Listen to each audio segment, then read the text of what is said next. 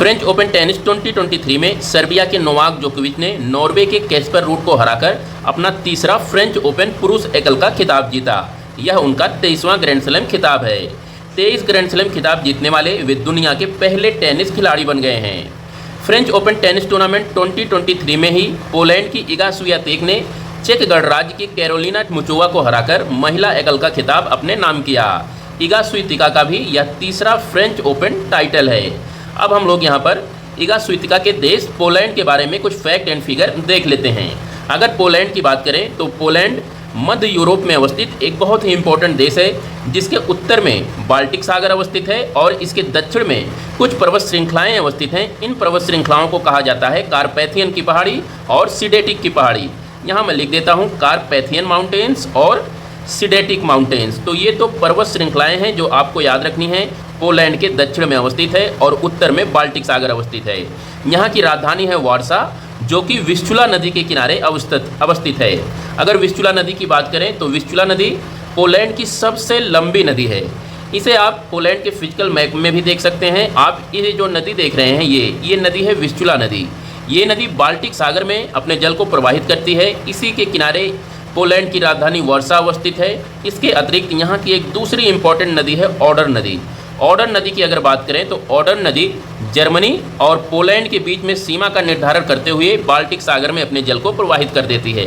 तो ये दो नदियाँ हैं जो आपको पोलैंड से याद रखनी है। इसके अतिरिक्त ऑडर नदी की एक सहायक नदी है जिसे वार्ता नदी के नाम से जाना जाता है। तो ये वार्ता नदी आप याद रखिएगा, ऑडर की सहायक नदी है। और जो आपकी विस्चुला नदी है, विस्चुला नदी की एक सहायक नदी है बग रिवर। तो ये दो नदियां आप याद रखिएगा, बग रिवर ये विस्चुला की सहायक नदी है और उसके साथ साथ वार्ता नदी।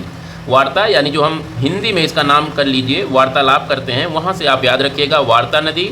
और बग का मतलब होता है खटमल। तो खटमल कहाँ पे वार्ता करता है? पोलैंड में वार्ता करता है। ये कोड के जरिए आप पोलैंड की दो नदियां याद रखिएगा, एक विस्चुला और एक ऑडर, और इनकी सहायक नदियां हैं वार्ता और बग रिवर। ऑस्ट्रेलिया ने द ओवल, जो कि इंग्लैंड में अवस्थित है, में आयोजित WTC फाइनल में भारत पर 209 रन की जीत हासिल करते हुए अपना पहला विश्व टेस्ट चैंपियनशिप खिताब जीता। Centre for science and environment द्वारा जारी state of India's environment 2023 in figures report के अनुसार तेलंगाना ने समग्र पर्यावरणीय प्रदर्शन के मामले में शीर्ष स्थान हासिल किया। अगर तेलंगाना की बात करें तो तेलंगाना की स्थापना 2 जून 2014 को आंध्र प्रदेश राज्य से अलग करके किया गया था। यह राज्य दो नदियों के मध्य अवस्थित है। अगर इसके उत्तर में बात करें तो गोदावरी नदी अवस्थित है और इसके दक्षिण में कृष्णा नदी अवस्थित है। इसी मैप को हम दूसरे यहाँ पे एनलार्ज मैप में देख लेते हैं।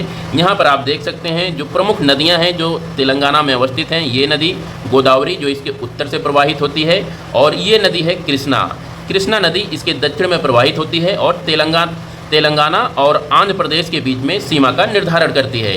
इसके अतिरिक्त यहाँ की राजधानी हैदराबाद मूसी नदी के किनारे अवस्थित है। ये आप ध्यान रखिएगा, जो अंततः आके अपने जल को कृष्णा नदी में प्रवाहित करती है। इसके अतिरिक्त यहाँ से आप एक वाटरफॉल यानी जलप्रपात का नाम याद रखिए, कुंतला जलप्रपात। कुंतला जलप्रपात कदम नदी पर अवस्थित है तथा यह जलप्रपात तेलंगाना का सबसे ऊंचा जलप्रपात है और तेलंगाना के उत्तर में अवस्थित है। तो ये थे आज के कुछ इंपॉर्टेंट करंट अफेयर्स। कल फिर मिलते हैं, तब तक के लिए नमस्कार।